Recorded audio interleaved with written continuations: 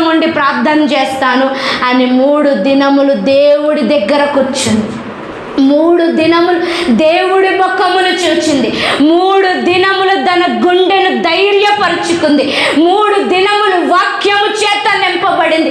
3 దినములు ప్రభువా, యూదులందరినీ సంహరిస్తే రేపొద్దున యూదుల రాజు రాకుండా, ప్రజలందరికీ రక్షణ లేకుండా, అసలు జన్మమే లేకుండా, మరణమే లేకుండా, పునరుద్ధానమే లేకుండా ఈ హామాను మొదట్లోనే తుంచివేయాలని చూస్తున్నాడు. కానీ నీ ప్రణాళిక ఏదేను వనములోనే మొదలయ్యింది. ఈరోజు అది నెరవేర్పబడాలి అంటే నన్ను బలపరచు, నన్ను నిలబెట్టు, నువ్వు రాజుతో మాట్లాడు అనేసి అడిగినప్పుడు దేవుడు బలపరుస్తాడు. 3 రోజుల తర్వాత మళ్ళీ అలంకరించుకుంటుంది. వెళ్ళి రాజుగారి ముందు నిలబడుతుంది. అందరూ భయపడుతున్నారు. ఎందుకంటే రాజుగారు ఎస్తేని పిలవలేదు, కానీ ఆమె వెళ్ళింది. ఆమెకు మాత్రం వణుకు లేదు.